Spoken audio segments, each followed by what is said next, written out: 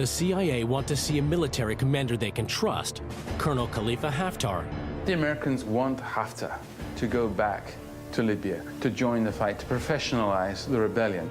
Once a senior leader in the Libyan army, tanking on Gaddafi is personal.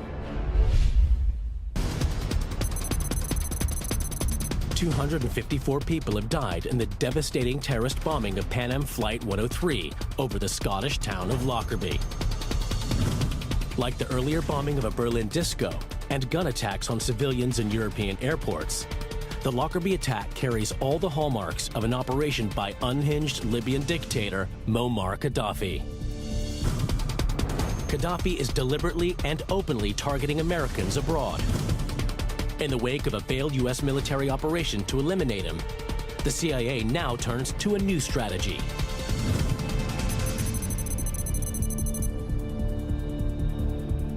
CIA Director William Casey plans to create a rebellion in Libya. Already there have been efforts about putting together a paramilitary force of Libyans to try and have a little regime change in Libya. For 7 years, Casey has been secretly supporting Libyan opposition groups in neighboring countries, providing weapons and training. In Washington, they are pinning their hopes on a revolution to overthrow the man they call the Mad Dog, led by Khalifa Haftar and a CIA-trained force of rebels. Then events in Africa ruin the CIA's plans.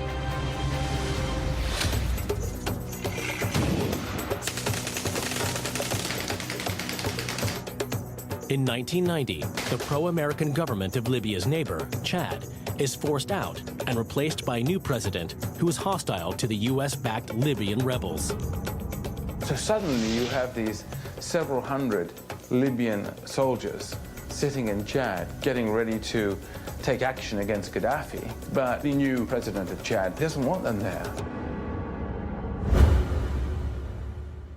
Ultimately, the Americans are left with no choice but to bring them back to the US.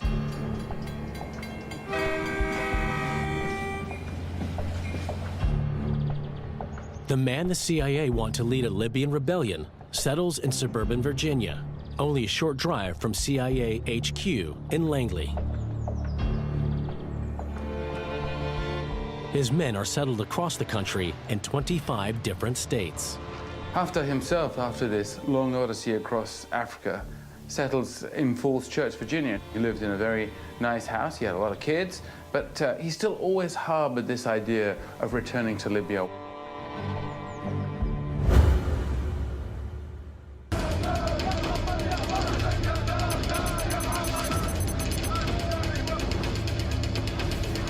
A new opportunity for the CIA to deal with Gaddafi arises: the Arab Spring.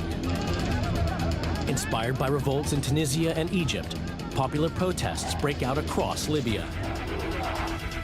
In February of 2011, as the Arab Spring takes off, it finally percolates through, if you like, to Libya, and a protest in Benghazi gets out of hand and quickly becomes an uprising.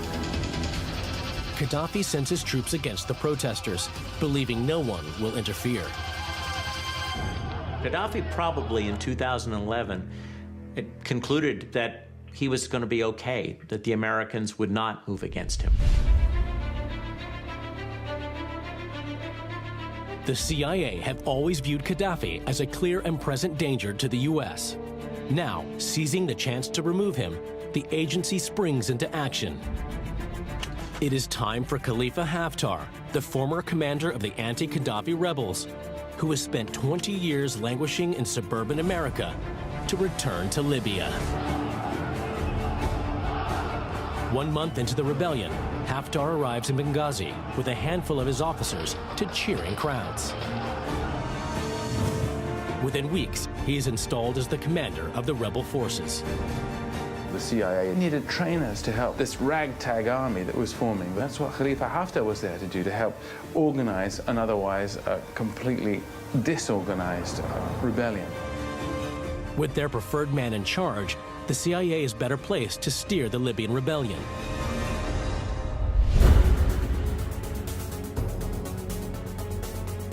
Thanks to this CIA support, Within a few short months, the rebel forces take control of key Libyan cities.